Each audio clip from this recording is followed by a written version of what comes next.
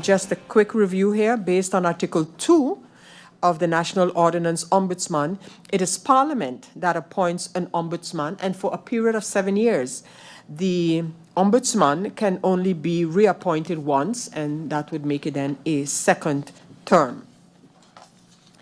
We have a letter from the current ombudsman, that is Mrs. Gwendolyn Mossel, and who, by the way, commenced her term on the 1st of January of 2019, so that would come to an end on December the 31st of this year. And as I mentioned, the ombudsman, Mrs. Gwendolyn Mossel, informed Parliament that she was ready to and able to serve for a second term as ombudsman, and that is the letter of registered on the 1164. We, as is required, we had a Central Committee meeting on the 22nd of October, discussed this matter, and based on the above, that Central Committee meeting of the 22nd of October proposes that to guarantee continuity within the country, the proposal to appoint, or rather reappoint, the current ombudsman, Mrs. Gwendolyn Eleanor Mossel, for a second term as ombudsman starting on January the 1st of the year 2026. Members of Parliament, you have received this proposal by the Central Committee. I look to see if there's any need to speak to the topic. No, there is none. And then that would bring us to the voting. And we have the, oh no, in fact, we have to do this. This is some persons. So we have the, as I mentioned, the advice of the Central Committee and with the name of the person for that position. And following the rules of order, we will vote with ballots on this position as prescribed by Article 70 and further of the rules of order. At this time, I will appoint a committee of tellers of 2 members who will be in charge of this procedure for the voting to take place. I want to appoint MP Duran and MP Labega. MP Duran, of course, is the chairperson of the committee. And just a reminder, members of Parliament, that this meeting is not adjourned while the committee verifies the ballots. So we'll go over to the voting on the person for the position of Ombudsman.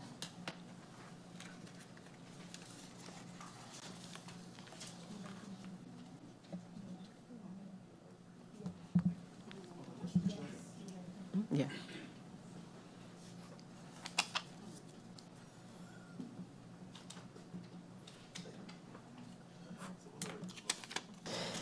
And we will hear a report from the president of the chairperson of the committee in a few. MP Doran. Yes, Madam Chair, we have a total of 11 ballots cast, all in favor of Ms. Mossel. It was passed unanimously. Thank you, Chairperson of the committee. Thank you, members of the committee. And I hereby take note of the fact that based on the outcome of the voting in the Parliament's meeting of today, Mrs. Gwendolyn E. Mossel is elected as the Ombudsman for St. Martin for a second term starting January the 1st of 2026. Thank you. First of all, congratulations go out on behalf of Parliament to Mrs. Mossel and wishing her much success as she continues the very important job of Ombudsman for St. Martin. As I mentioned, I thank the President and member of the committee, and I hereby note the outcome of the voting in favor of Mrs. Mossel.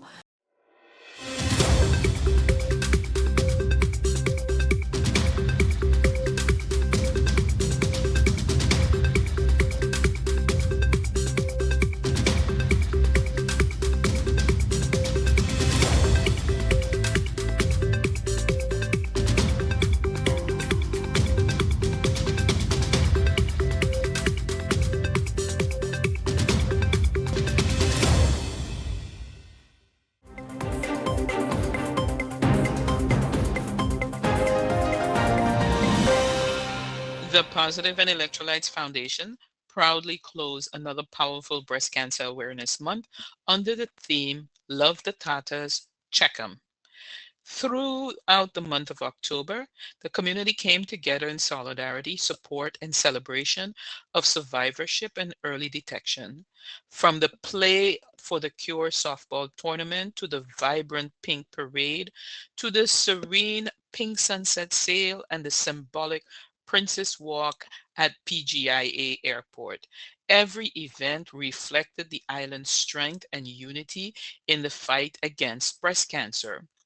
A special Thanksgiving service at the Kobe Methodist Church gave the community a moment to reflect, give thanks to survivors, and honor those who have lost their battles.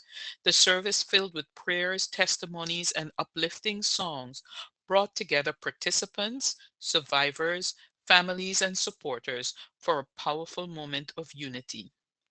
The foundations proudly hosted various vital education workshops in collaboration with the MBC Travelers Group from the United States. The workshop featured key presentations like Know Your Lemons, an informative and interactive breast health session on early detection, an information lecture by Dr. Mackenzie, a breast medical oncologist from Natera in the United States, highlighting the importance of early detection and testing. And Empower Yourself, Empower Others by Yolanda Jackson Martina, a breast cancer survivor who shared her powerful journey of resilience and empowerment. As part of the ongoing commitment to women's health, a special Women's Health Day was also held at the St. Martin Medical Center, offering a range of free health services. Participants received clinical breast examinations, mammogram vouchers for uninsured individuals, as well as blood pressure, blood sugar, and HIV screenings. The event successfully served over 150 participants, reinforcing the foundation's dedication to promoting early detection, awareness, and accessible healthcare for all. In partnership with multiple medical clinics across the island, from Phillipsburg to Dutch Quarter to Maho to Kobe, the Breast Cancer Screening Program 2025 made early detection more accessible than ever, offering free clinical breast examinations, mammogram vouchers for uninsured individuals who may need a mammogram. The foundations facilitated presentations by survivors to corporate organizations, educational institutions, and faith based groups to raise awareness and to promote education. These presentations offered powerful, first hand perspective to inspire our community to take action early, increasing the opportunity for diverse treatment options. The representatives of the Positive Foundations and the Electrolytes Foundations, Shelley Alfonso and Mercedes van der Waals Wyatt, extend heartfelt gratitude to all volunteers, healthcare professionals, partners, sponsors, and participants who made this month a grand success. Donations and funds raised throughout the month will continue to fuel the Foundation's unwavering mission to educate and empower. These contributions directly support impactful initiatives such as billboard campaigns, dynamic social media outreach, public service announcements, free mammograms for uninsured individuals, and the distribution of educational materials. Through innovative and engaging efforts, the foundations aim to reach not only the local community, but also inspire awareness and action far beyond our shores. Every event, every conversation, every small steps make an enormous impact, added Shelley of the Positive Foundation. Our communities continues to show up with love, courage, and purpose. Every walk, every screening, every conversation helps save lives. Mercedes van der Waals added, our community spirit is our greatest strength. It is this sense of unity and determination that makes all the difference in raising awareness and saving lives. As the month concludes, the foundations remind everyone that breast health is a year-round commitment. Women and men are encouraged to perform monthly self-checks, schedule annual mammograms in consultation with your doctor, and continue to share the message that early detection saves lives. The Positive and Electrolytes Foundation remain committed to empowering the community through education, support, and advocacy, ensuring that the message of hope and early detection continues far beyond October. Together we are strong. Together we save lives. For more information, follow the Positive Foundation and Electrolytes on social media, or you can contact Shelly Alfonso at 721-580-9658 or email shelly.alfonso@outlook.com. You can also reach out to Mercedes van der Waals Wyatt at 721-523-7418, electrovoltage@hotmail.com.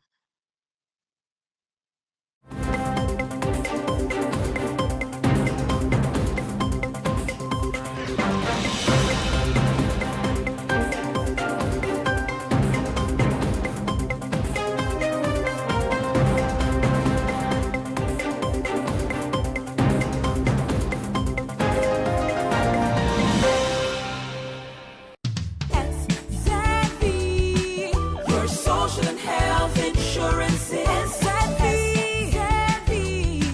your social and health insurances. Are you SXV insured? Do you have a valid medical insurance status? SXV is cardless. Request your My SXV account today and enter the virtual office of SXV. Go to sxv.sx and sign up now. Your social and health insurances. 24/7 TV programming on www.stmartinmediacenter.com, SXM Daily News, PBS NewsHour, Now You Know, Com programs, documentary, entertainment, sports events, Saturday children's hours, religion programs, and movies. Click on SXM TV broadcast to see your favorite programs.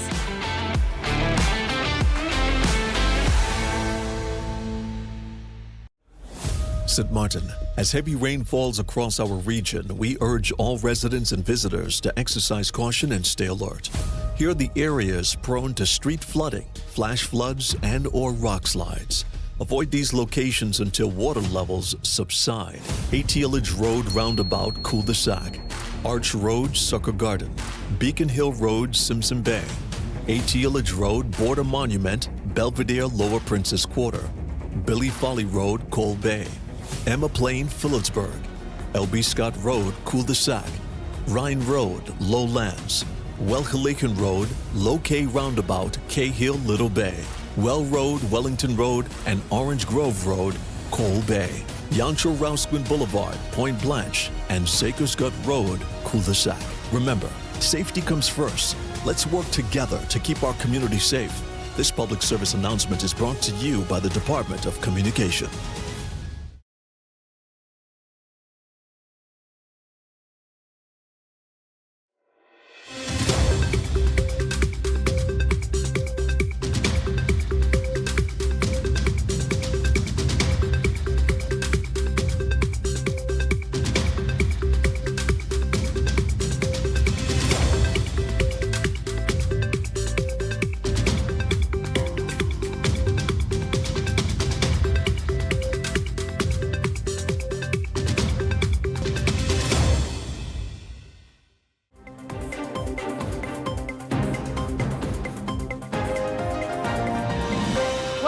sort of reform programs you are providing in the prisons other than GED? Because already coming out of prison, there's a stigma. Nobody can get a job with a GED. So what else are you doing so that these prisoners that are there, born in St. Martin, when they get out here on the street, they have something in their hands that they can either get a gainfully employed job or even a trade? What are some of those programs? Yeah. And then I'll pass it now to Emil. So, I mean, right now, of course, yes, it's just the GD program and there's a ban in the prison, things like that. We're looking at rebuilding those programs and offering different types of programs. Actually, the project manager for the UNODC will be permanently stationed here in St. Martin. It's a 4-year program. So we're looking to build currently in the capacity. I've said I don't want to just wait for the new prison. You need to be deploying programs now that we can take into the new facility as well once we get there. So I know they have a meeting this week also with NEPA. We're looking at how do we equip our prisoners to go back into society, whether it's not everybody is going to get a GED. Even a GED, like you said, isn't necessarily going to get you a job. But, we want to give entrepreneurship classes. We want to give woodworking classes, mechanical classes, where maybe by yourself you are able to then empower yourself and find a different way for you to seek employment after. We also want to work on, and again, this is a 4-year program and it's going to take steps, but also the stigma from the business community. How do we look at otherwise perhaps incentivizing businesses to hire ex-inmates? How do we work on programs like that? And I think looking at incentivizing businesses is not something that will happen right now, but that's more down the line because we also a broke country, as we all know. So I don't think government's looking to, on the French side, for example, if you hire an ex-inmate, the state pays some of that person's salary. And I think that in an ideal world where there was more money in our coffers, I think that would be a great solution. But I think that we have a ways to go before we get there. But these are discussions that we're having, and there are things that we're looking at in terms of how to incentivize. We've talked about in other jurisdictions, there's programs. We talked about it actually yesterday too in a closed door session of Parliament, where, for example, in Brazil, if you're an inmate and if you read a book, for every book you read successfully, you get 2 days off your prison sentence. That is a way at least to incentivize our prisoners to try to better themselves. We have a lot of young men up there that have too much pride and ego to admit that maybe they can't read or they don't want to be seen reading. But when you feel it and you get a benefit out of it, I think that would be a way that we can incentivize and see how we can create a structure that would be a reward for the community as well once that person comes out. And I've said I understand we're asking for a big investment right now into the back end, into a prison, while at the same time, yes, we need to be investing in education, but I think we also have a big problem when it comes to the way that we're treating our prisoners and what's happening there, that I hope will trickle back into the community. If somebody comes out of there better than they came in, that is a benefit to that community that they came out of. So I think that holistically, we're looking at a broad approach from the Ministry of Justice and trying to tie all of these elements together, but it's not our job to do alone. We had meetings yesterday with the Council of Ministers, with the entire program team, along with Parliament. And, I told Parliament I've come here because it's a shared commitment. We all have a responsibility to one another. It's not only the Ministry of Justice's responsibility. We're doing as much as we can, but even within our communities, we have a responsibility to one another, and especially throughout the other ministries as well. So as I said in my speech, I hope that this reform will trickle down into other parts of the government, and I'm doing my parts to ensure that happens. Thank you, Minister. Thank you, Bibi. So I think in keeping with your discussion about the reforms, indeed, there's elements that will tie into other ministries. So, for example, the education ministries need to make sure that people are being taught emotional intelligence, that they're being given the skills that they need to find jobs and not participate in lives of crime. The Ministry of VSA, indeed, afterwards, you need to adjust the work permit, the labor laws perhaps, so that people who are coming out of the justice system have different employment terms than regular employment. So in order for your programs to be successful, the silo mentality within government needs to adjust. Mm-hmm. How are you tackling that cooperation between the other ministries to make sure that your programs are successful? Because they can't be successful on their own? Yeah, certainly. We're doing a couple things as Ministry of Justice. One, I know that the UNODC is certainly planning on trying as much as possible to bring the other ministries in and very much sees the necessity and the need to collaborate with one another. What we're doing as well is, I can give one example of where interministerially we're working together currently. We're working on a child safety code, and that is a collaborative project between the Ministry of VSA, the Ministry of Education, and the Ministry of Justice. So that's one. On the other end, as the Ministry of Justice, through the Crime Fund, we're currently working on our policy plan for 2026, which has taken longer. You know, we were identifying projects that we were excited about or trying to get individuals excited about, but getting those proposals and plans to a place that is good enough to be able to fund has taken longer than we've anticipated. But on many of those, we're also collaborating with the Ministry of Education to get input on the plans, where we're like, hey, we have this idea, we have this person. What is required from the education side in order for us to do this successfully and safely? So that's one of the elements that we're working on as well. In addition, a couple weeks ago, I was at the Governor's Symposium, and a question from the crowd was asked to the Chief of Police, you know, to give his opinion on crime on the island and what the police were planning to do. And, you know, he said, you know, I think it's strange that this question is just being asked to the Chief of Police. And it's a joint effort when it comes to crime. It's not just the job of the police. You know, there's a root cause of this.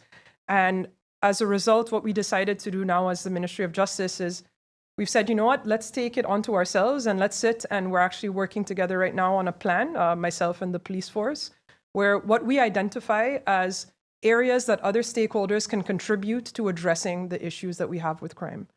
And we see that at least as our olive branch to bring everyone to the table. And, you know, I've continued to say, you can come to the table and you can help me, or you can choose not to come, but I'll continue to do what I can with the resources that I have and with the people that I have. So that plan would involve, you know, again, different community stakeholders, but also government stakeholders, and looking at where we all have a role to be able to address this, because really we're just the enforcers. We're at the end of the line and we're not at the front, but we do see that responsibility and are taking it and are trying as much as possible to bring everyone to the table. But for lack of a better word, I can't hold a gun to anyone's head.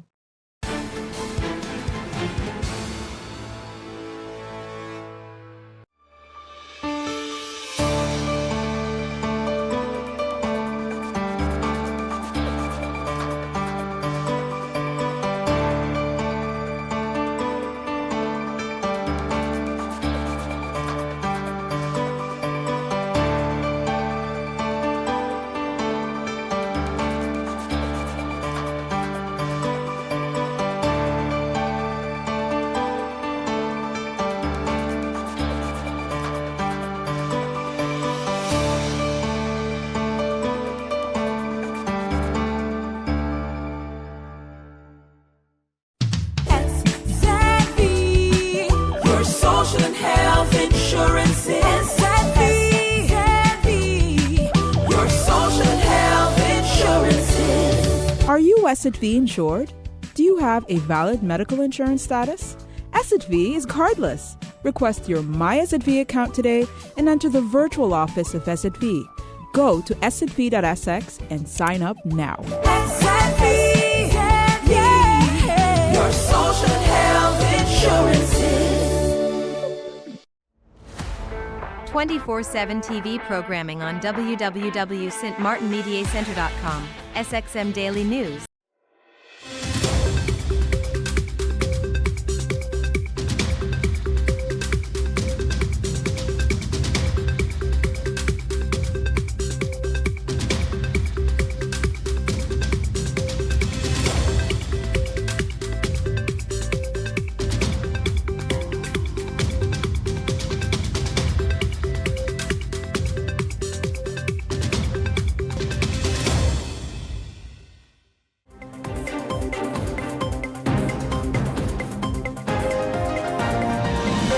Tonight, we are seeing the horrific scale of the damage and the urgency of the humanitarian crisis rapidly unfolding. These are the first aerial images. Look at that, showing the complete devastation. Roofs gone, boats washed ashore. The The island nation now racing to find any survivors, all while tens of thousands of tourists remain stranded, unable to get home. The hardest hit areas, impossible to reach, and you can see why. I want to show you the satellite image, and you can see the town of Black River. But today, all of those buildings leveled. This is what it looks like tonight. Many of the resorts that make the island such a popular destination now badly damaged.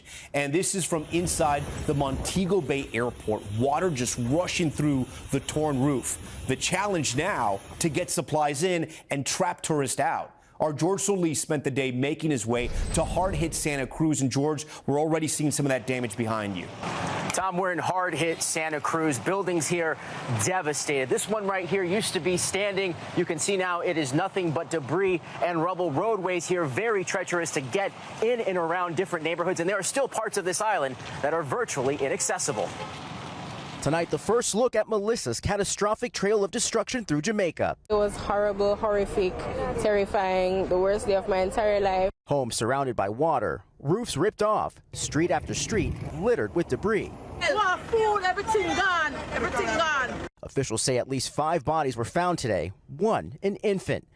We set out from Kingston this morning to get as close to the town where Melissa made landfall as we could. This is what some of the highways look like heading into western Jamaica after Hurricane Melissa. Jamaican police using chainsaws to clear some of the heaviest debris off the highways. As we got closer to ground zero, it got even worse. I'm here in the town of Santa Cruz, one of the hardest hit by Hurricane Melissa. Part of the roadway here covered in mud, bringing traffic to a standstill in some parts.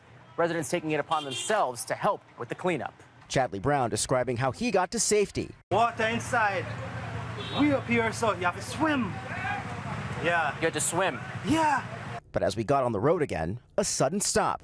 This right here, the end of the road. We were trying to make it to Black River, but you can see this power line here, one of many obstructions in the roadway. You can see traffic as far as the eye can see. We can go no further. The monster Category 5 storm plunged 77% of the island into the dark, making communication with the hardest hit areas difficult, including Black River. This video was taken inside the police station there as Melissa hit, the hallways inundated with water.